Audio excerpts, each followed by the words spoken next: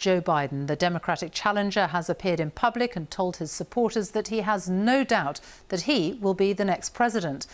Counting continues in just a handful of key states, and the margins are incredibly tight. But Joe Biden appears to be edging ever closer to the White House and has called for calm and patience while the counting continues. He is currently projected to have 253 electoral college votes and Donald Trump 214. They need 270 to win the White House. The key remaining states are Arizona, Georgia, Nevada, Pennsylvania and North Carolina. The BBC, in line with several other news organisations, is now projecting that Joe Biden is the winner in Wisconsin.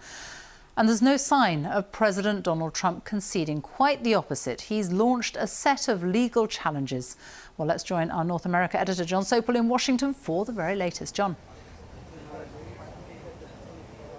Yes, Sophie, as you say, Donald Trump has launched a raft of legal actions in all these states where the votes are being counted. But I am sensing that there is growing frustration within the White House that the president isn't getting the support that he wanted from the Republican Party. And his lawyer has tweeted about it. Donald Trump's son has tweeted about it. So there is frustration there. But also they're saying there is going to be no concession because the votes are being stolen. And you have Joe Biden's camp saying, we're going to win. We're absolutely certain of it. So to misquote the Trump slogan, the territory we're now in is make America wait again.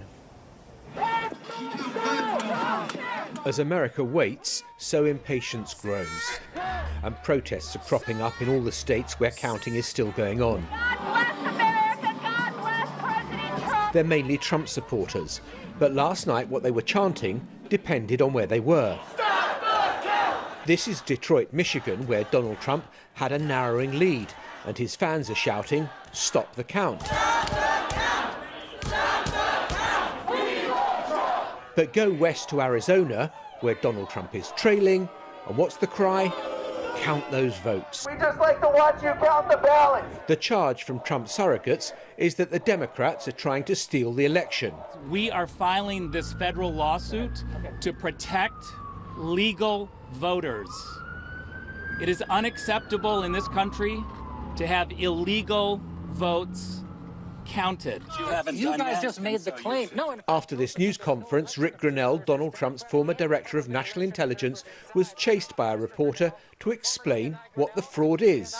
Where's the evidence of the fraud? You haven't presented any evidence of fraud. As things stand, we're waiting for counting to finish in Arizona, Nevada, where Joe Biden holds narrow leads, and in Pennsylvania, in the northeast, and Georgia in the south, where the president is just about ahead. In Georgia, we had this update on the pressures facing the counting staff. Fast is great, and we appreciate fast. We more appreciate accuracy. Accuracy is going to be the bedrock upon which people will believe the outcomes of these elections, be they on the winning side or the losing side. Donald Trump hasn't spoken publicly since he made this statement on election night, but his campaign have launched multiple lawsuits since then demanding a recount in Wisconsin, calling for counting to be stopped in other states, alleging fraud in Nevada. And he's tweeted this: all of the recent Biden-claimed states will be legally challenged by us for voter fraud and state election fraud. Plenty of proof. Just check out the media. We will win. America first. The tweet has been flagged by Twitter for being misleading.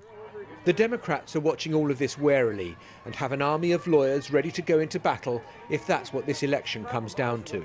We have no doubt that when the count is finished, Senator Harris and I will be declared the winners. So I ask everyone to stay calm, all the people to stay calm.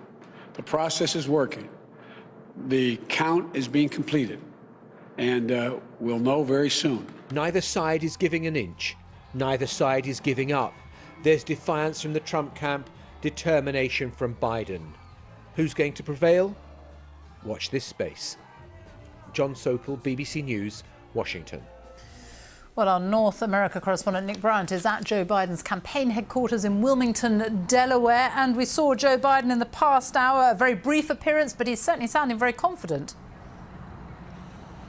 Sophie, they are super confident. They think they're going to win Arizona. They think they're going to win Nevada. Just those two states alone will get them to that magic number of 270. Increasingly, they think they are going to win Pennsylvania. Such a big prize.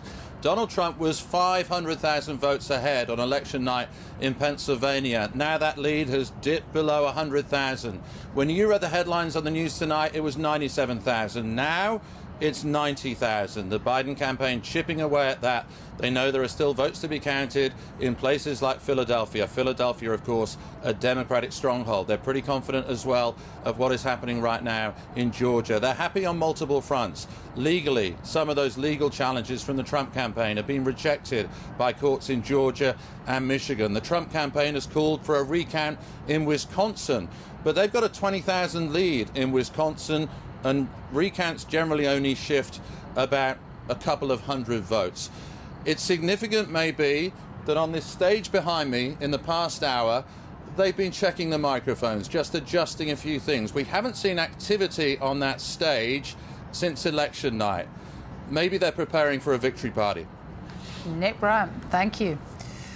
Well, it certainly has been one of the most divisive US elections anyone can remember. Our correspondent Aleem Maqbool has been speaking to people in Wisconsin, one of the most fiercely contested states, to find out how the bitter battle has affected the public mood there. She's really healthy. Even in quaint suburban America right now, in these fractious times, it's them and us. But there are those trying to come together. When Tim had his Biden sign stolen, his Trump-supporting neighbor Josh surprised him with a replacement.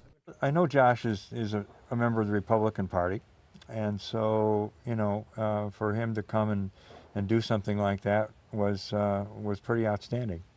So, and in the course of our conversation, I realized that Josh is, you know, a regular person first and a Republican second.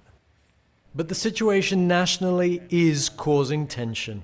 I think people's wicks are just a little bit shorter than they used to be. I think people are afraid. They're afraid of what the economy looks like. They're afraid of the unknown. And so that fear becomes anger. Even outside the White House on election night, we saw radical elements on the left make an appearance. In recent months, far-right militia have also made their presence felt in many parts of the country. And we all remember moments over the last year where American cities have quickly descended into chaos. Anti-fascist activist Vaughn Mays has been arrested several times for alleged violence, but now predicts trouble from the other side. I live in a state where we saw armed protesters, Trump supporters, storm the Capitol because they did not want to follow mask mandates and they did not want their businesses shut down. They wanted to be able to get, in their words, haircuts.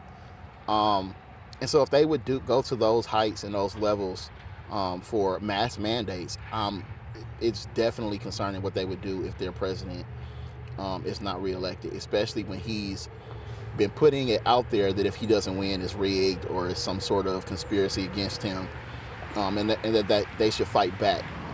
There's little doubt that the angry rhetoric and political discourse at the top has led to more animosity among some elements, at least, on the ground. And the fear is, because this has already been a contentious election and promises to be into the days and weeks to come, that'll only lead to greater divisions in American society. Aleem Maqbool, BBC News in Milwaukee, Wisconsin.